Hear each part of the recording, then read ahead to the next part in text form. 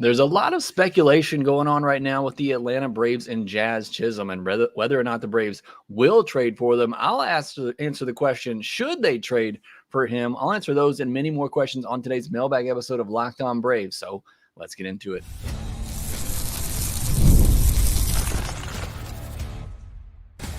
You are Locked On Braves, your daily Atlanta Braves podcast, part of the Locked On Podcast Network, your team every day. Hey, and welcome back to Locked On Braves, part of Locked On Sports Atlanta, where we cover your favorite Atlanta sports teams each and every day. I am your host, Jake Mastriani. You can follow me on social media at ShortstopBall. Follow the podcast at LockedOn_Braves.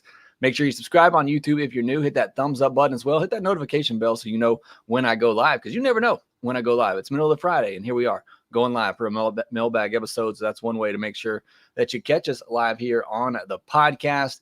Today is our Mailbag Friday episode. We'll be answering your questions that were submitted to the post on LockedOn_Braves. That's where you submit the questions for that. I only got 12 submitted this week. We usually get around 20 or so. So those who are here live with me, I see Brandon Gandy, Chris Thornton, FCS Baseball, Braves, Thrills, and DG. Submit those questions in, and I'll try to get to those later in the podcast. Matt Karcher joining as well. Before we get into that, though, this episode of Locked On Braves is brought to you by Booking.com. Booking.yeah, the right stay can make you a fan of any city, even your rivals. Check out Booking.com for your stay today. Well, it is a Mailbag Friday episode, so as always, going to be answering your questions that were submitted via social media on the platform now known as X. So I'll get into those here in a minute. One of the biggest questions, though, is what will the Braves do with Jazz Chisholm? And there's been a lot of speculation. I wouldn't necessarily call it rumors. I think it's just people like me making predictions, as I did on yesterday's episode for second half predictions, but don't really have much knowledge of the situation to say that things are really going to happen. Ryan Winters, though, says, do you think the Braves trading for Jazz is looking more likely? I've been seeing some chatter this morning about how Acuna and Jazz would love being there together, but seems like more than we're looking for at the moment.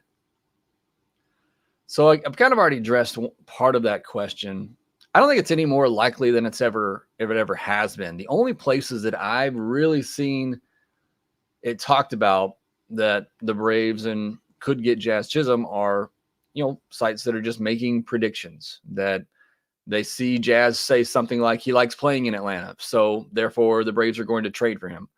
I don't think there's any real hard rumor source that the Braves are actually interested in Jazz Chisholm. And as you know, nothing comes out from the Braves front office. So I don't think it's any more likely today than it was yesterday.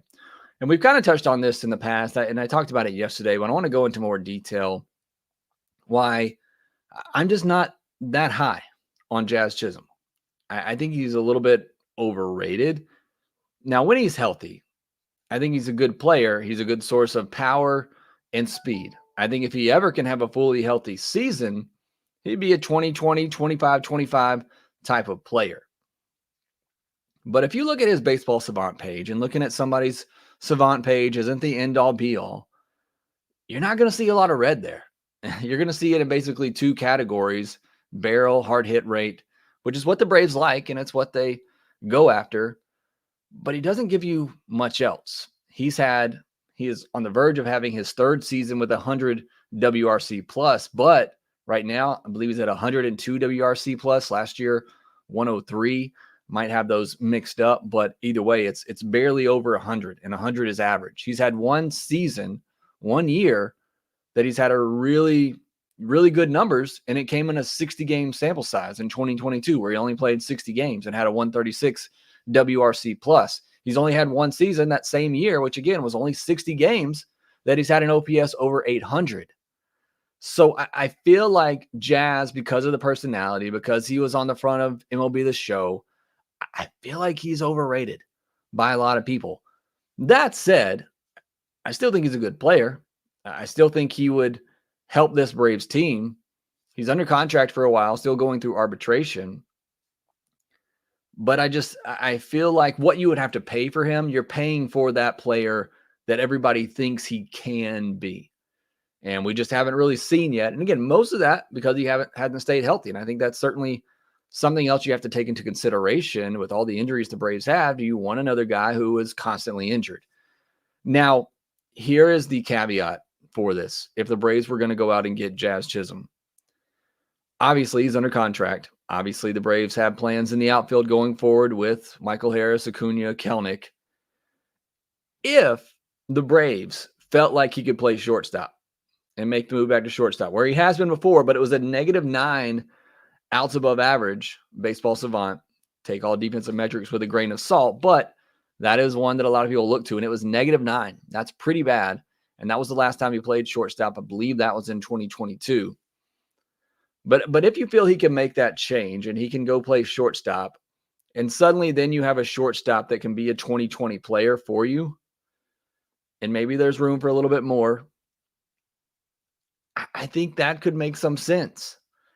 I think that could certainly be an answer. A guy that you go get and, yeah, maybe use him in the outfield this year, but maybe you plan to transition him into your shortstop. I don't know if he can handle the shortstop's position. Again, he hasn't played there in a while, and last time he did, the metrics that we have for defense said that he wasn't very good at the position. So, again, I'm not in on Jazz Chisholm, one, because I believe he's overrated, and I think that's going to drive up the price. Because I think if you're the Braves, well, you want to look at it from the Marlins perspective, you can't trade Jazz Chisholm within your division and not get back at least one of the Braves' top pitching prospects, and you're probably going to need 2 of their top 5 prospects. So are you willing to trade an A.J. Smith-Shawver, Hurston Waldrop, and a J.R. Ritchie and an Owen Murphy to the Marlins for Jazz Chisholm? Maybe you are, and that's perfectly fine. And then I would still go back to the conversation, is it the right fit for this team? I think personality-wise, he'd be great. He certainly would bring some energy. But I feel like in a lot of people's minds, he is this all-star MVP caliber type of player, and he's just not. He's a solid player. And again, when healthy, I think he's a 2020 player. But I feel like the price you would have to pay for him doesn't really match his actual value on the field. Let me know if you disagree. That's just kind of my thoughts on Jazz. He's been coming up a lot lately, so I wanted to dive a little bit deeper into that. But again, you're talking about one season where he's been a well above average player at the plate, and that was in a season in which he only played 60 games. So I feel like a lot of people think he is a 120 WRC plus type of player. He's only done that once in a 60-game sample size. So keep that all in mind. But great question there. Great conversation around Jazz Chisholm. That's just one question that we have. We have several more that we want to get to, or I want to get to, rather. Hopefully you do as well. But I want to make sure we went into detail on that Jazz Chisholm one to kind of give you my thoughts on it. I want to hear your thoughts in the comments section below. Got several other great questions coming up. Braves all-time dream team. What's going up with some of these draftees signings and how low they're signing for? We'll be able to get everybody other trade ideas as well. We'll get into those conversations here next. This episode of Locked On Braves is brought to you by Booking.com. Booking.yeah. With summer travel heating up, especially travel for baseball games, which we're back. It's Friday. We got games back. Hopefully rain doesn't mess things up this weekend, but won't mess up your travel plans if you go through Booking.com, where you can explore your arrivals, cities, hotels, bed and breakfast, vacation rentals, resorts, and so much more on Booking.com. You might just find your perfect stay, even in your baseball rivals city. And again, you got big road trips coming up in the second half here to New York and Philadelphia. You want to make some plans to go visit those stadiums and support your Braves down the stretch. You can do so through Booking.com. The right stay can make you a fan of any U.S. city, even your rivals. Book today on Booking.com on the site or in the Booking.com app. PrizePicks is America's #1 daily fantasy sports app with over 5 million active members. I am one of those as I'm opening up my PrizePicks app now. PrizePicks is the easiest and most exciting way to play daily fantasy sports. And unlike other apps on PrizePicks, it's just you against the numbers. Nobody else. All you do is pick more or less on 2 to 6 player stat projections and watch the winnings roll in. I got to update my app at the moment, so I won't be able to get you current numbers on here, but it really is just that simple. You just open the app, make sure that you have it up to date. You're going to click on the MLB tab at the top, and you're going to look for Braves pitchers, They have something out there for Schwellenbach today. No, they have something for Ozuna. 0.5 home runs. You think Ozuna hits a home run in this game, then you pick more on that. It's really all you have to do. It is that simple. They have singles. They have it broken down in so many things that you can pick from in this one. Hitter strikeouts. You want to take, they have hitter strikeouts for Matt Olson at 0.5. Feels like a pretty easy one there. And that's all you got to do. Go to open up your PrizePicks app, and you can use our code LOCKEDONMLB for a first deposit match up to $100. That's code LOCKEDONMLB on PrizePicks for a first deposit match up to $100. Pick more, pick less. It's that easy with PrizePicks. You're like me, you enjoy listening to sports all day in the background while you work. Make the switch to Locked On Sports today, a free 24/7 sports streaming channel program for you every day to bring you the biggest stories. Find it on YouTube or in the free Amazon Fire TV channels app. Well, that'll be the last Locked On Braves podcast this week. We'll have some postcast episodes coming for you over the weekend as games get back underway. And then next week, we'll pick things back up with Minors Monday, and then we'll do a lot of trade deadline coverage over these next couple of weeks. We're less than 2 weeks away from the trade deadline. So we'll be covering that more next week as we get some rumors and hopefully some trades start happening. If we do have anything major or break over the weekend or anytime up until the trade deadline, I will try to jump on here as quickly as possible. So look out for that whenever a big move does happen. Let's jump back into the questions, though, that were submitted on X. Big Dog Fan 73. Any concern the Braves haven't signed Caminiti yet? Anything new on Waldrop? Nothing new on Waldrop, making me a little bit nervous there. I am not concerned in the slightest that the Braves haven't signed Caminiti yet. I would imagine that they are trying to make sure that they get everybody else taken care of first, so they know how much money that they have to give Caminiti. And they've already signed a lot of guys and gotten several players under slot value. So I think they're just making sure that they can get the money that they need to go after and get Caminiti. They're going to sign him. I said it when they drafted him. He's basically already said he wants to sign. So it's going to happen. I think the Braves are just getting some of these other moves out of the way so that they know what they have to spend on him.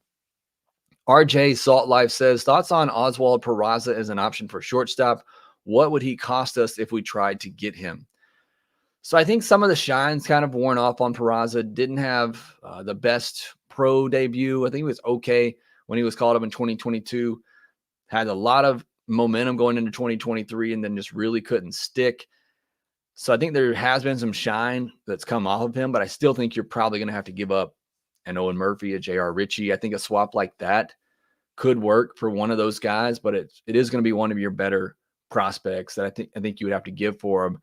And look, he hasn't been great at the minor league level. The numbers this year offensively just haven't been good. They haven't looked like the Peraza that you saw earlier in his career as a minor leaguer. He's 24 now. I mean, could it be somewhat of a buy low candidate again? I don't think you're going to get him cheap. Like I said, I like Owen Murphy, J.R. Ritchie, but I think that's the type of arm you're going to have to give up. But, a couple of years ago, you would have had to give up A.J. Smith-Shawver, Hurston Waldrop to get him. I don't think that's the case now. So you could be getting him a little bit on a little bit of a discount.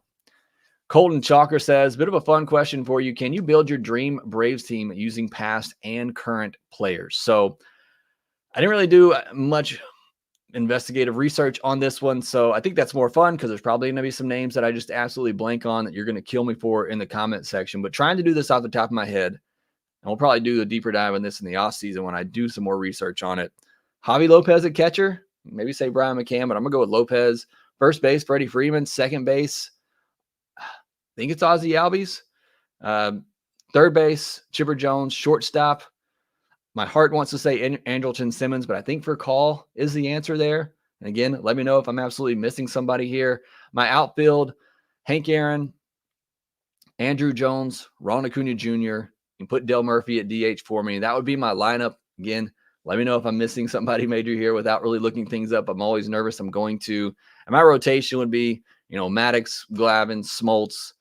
And then I guess throw in some of the older guys, Spawn, Necro in there as well to round things out. But just off the top of my head, not doing much research, that would be my dream team for the Braves. Ryan Winters, do you think the Braves trading – oh, we already did that one. Sorry. Dustin Mounts, are you surprised by any of the amounts that any of the draft picks have signed for so far? Based on the amounts players have signed for, do you still think the only player the Braves might not sign is the 20th pick? I'm not surprised. We talked about those senior signs in the back half of day 2, those picks 7 through 10.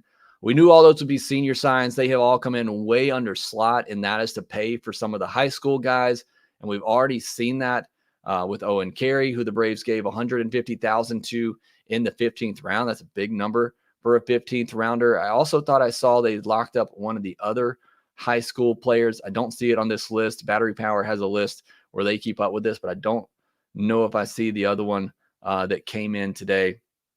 But I'm not surprised by any of this. You knew those final picks on day 2 were going to be well under slot type of guys.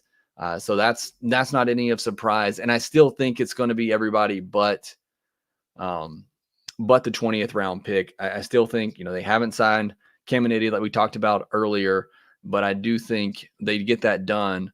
But I don't think that they're going to get the 20th round pick, the high schooler that they took there. They got Luke Sennard for a little bit under slot as well. The Indiana pitcher they took, I think, is really good.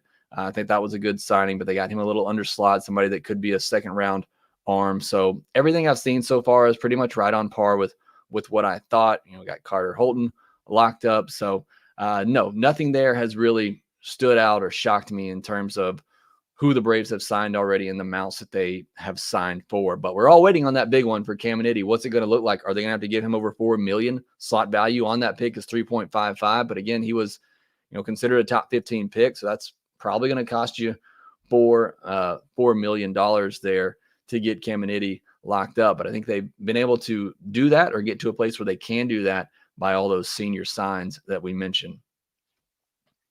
Matt Karch says, we talk about how the Braves are built on home runs. More home runs are hit in the summertime when temps rise. The postseason is usually not played in warm temps in October. Is this something AA should account for come the playoff and lineup construction?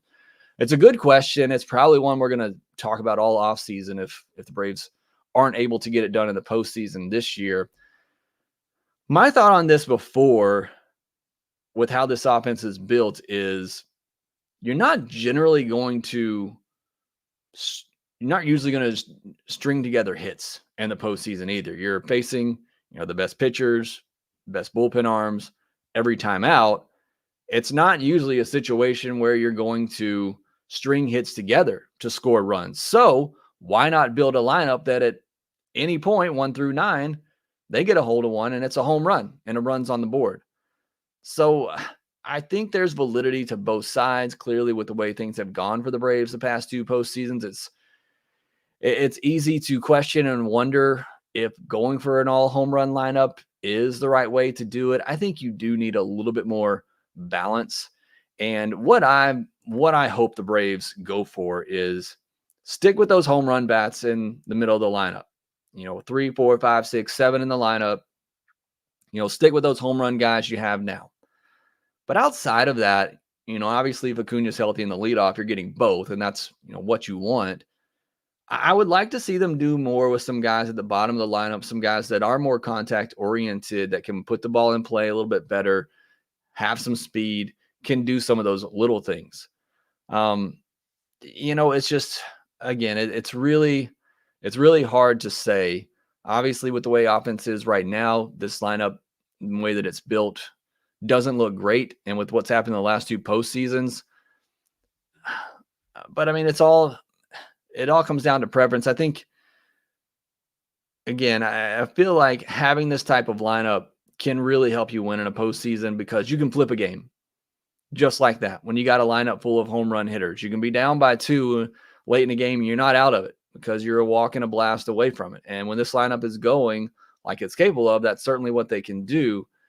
Even with home runs maybe being limited as the weather gets cooler later in the year with the postseason going into deep October. So I would love to see a little bit more balance in the lineup. And I think we're seeing that this year. And I think that's part of what we've seen the last 2 Octobers, that there does need to be a little bit more well-rounded bats throughout the lineup. But, certainly there are multiple ways that you can get it done in the postseason.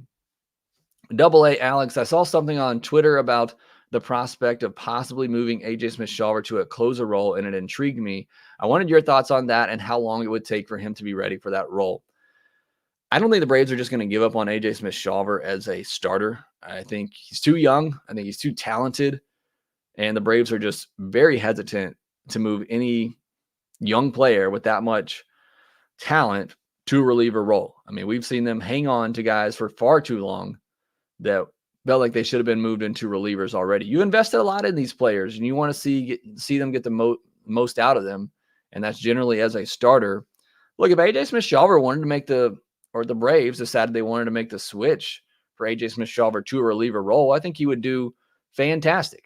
And I think he certainly has the stuff to be a closer, but I want to see him continue to be stretched out as a starter. Now, if we're just talking about this year, I've said multiple times that I think come the end of the year, you could have a bullpen with A.J. Smith-Shawver and Hurston Waldrop in it, and you would suddenly have two dominant, high-leverage guys that could come in. I think both of those guys, assuming Waldrop's okay and going to be back some point this year, I think both of those guys could be big bullpen pieces at the end of the season, but I don't want to scrap them becoming starters because I still think they're both too talented, and you need to give that more time and more of a look before you suddenly decide to move them into a reliever role.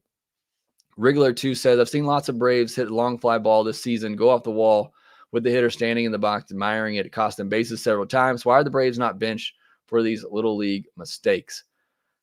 I myself haven't noticed that too much, so I don't know that I can speak much to that. Has it happened occasionally? Yeah, I don't think it's a major problem, and I'm sure there's a talking to. I don't know. I'm going to move on from that one because I don't really know how to answer that. I haven't seen it happen a whole lot, in my opinion, to where I think it's a problem. I think it's also one thing I will say is I've seen a lot of hitters hit balls this year that they just thought were gone because normal year they would be, and this year they're not. And that's why I've been convinced for a while now that the baseballs have changed, because you've even seen guys like Austin Riley, who there's been, no questions about his hustle. You've seen him hit a ball, watch it for a little bit, and then it dies at the warning track, and you can see the surprise on his face. So maybe that's part of it, is that these hitters are just used to baseballs traveling a lot further than they have been, and that's throwing them off a little bit. But I don't see a major issue there. Dustin Mounts, how do you expect the Braves to handle Sale, Schwellenbach, and López the rest of the season with the innings they are getting, also preparing the rotation to pitch in the postseason? I imagine they're going to go back to a six-man rotation at some point. I would also imagine you're going to see A.J. Smith-Shawver, maybe even Hurston Waldrop, and Ian Anderson get spot starts here and maybe relieve some guys.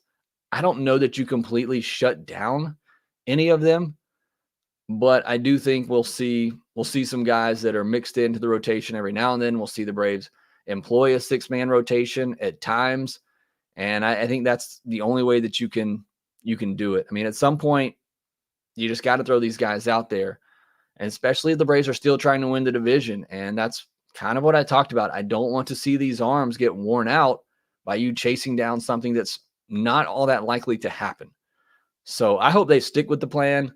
And again, to do that, you have to have six starters that can all give you a chance to win, because the Braves still need to win games. Nothing is guaranteed for them at this point.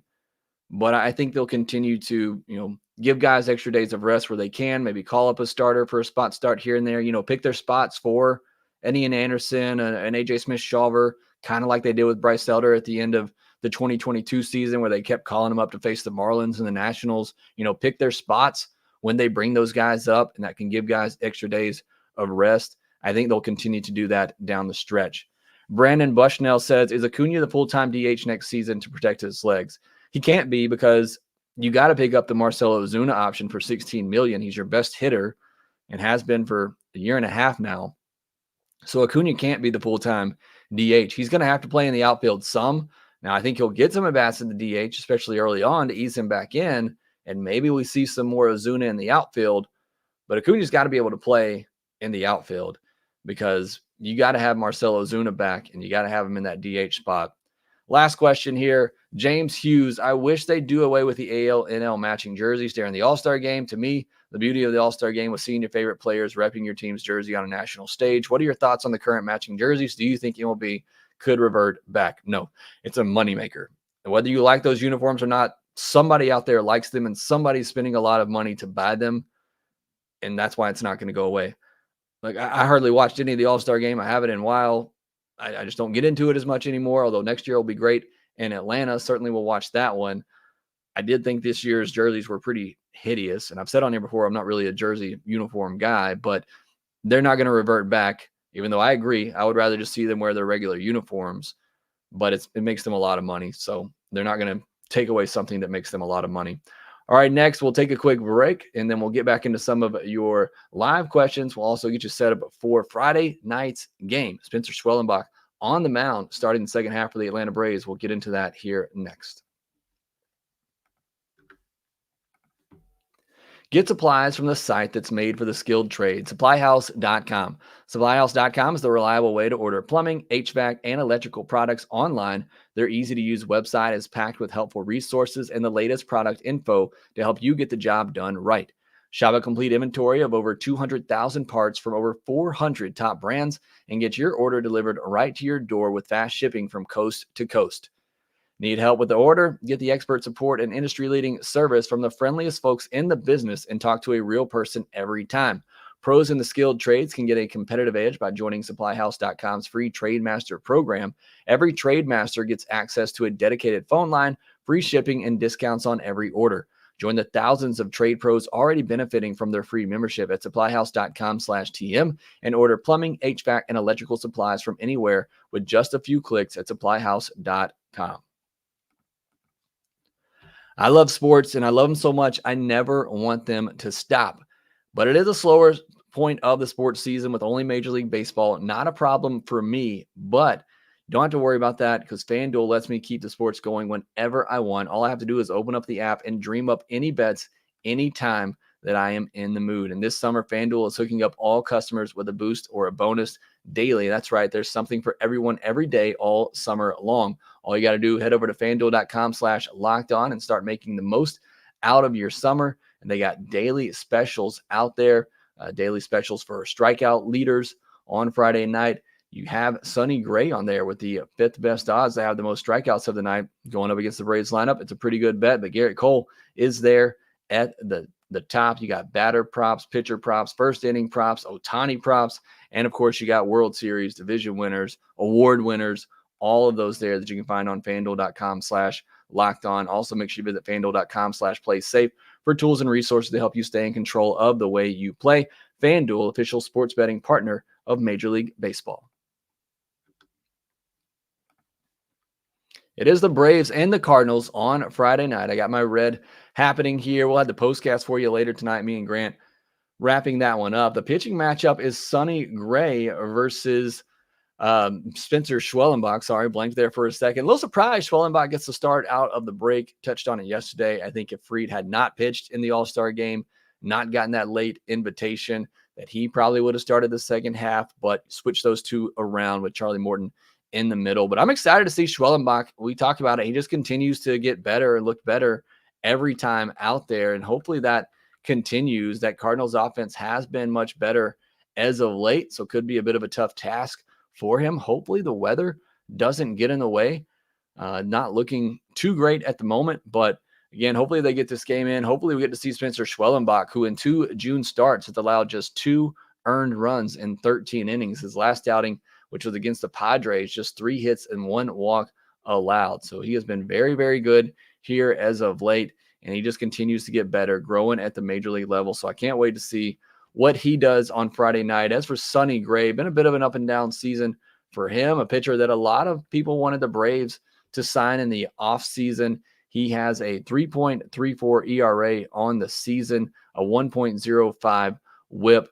So again, he has been a solid signing for the St. Louis Cardinals, but in his last 2 starts and 2 starts in July, he's given up 8 runs in 12 innings on 17 hits, just 1 walk and 12 strikeouts. So it's a bit of a rough patch. And even the start before that, he gave up 6 earned runs. So his last 3 starts now have been pretty rough for Sonny Gray. Hopefully that continues on Friday night against the Atlanta Braves. Taylor Parker says, we have a player to be named later from the Pirates and White Sox. Any thoughts on who those might end up being? I thought those had to be done already, and I haven't heard anything on that. But no, I have no idea who that could be. It could also just be cash. So there's nothing, couldn't be nothing really to report there other than they got cash in those deals, because I think it was player to be named later or cash.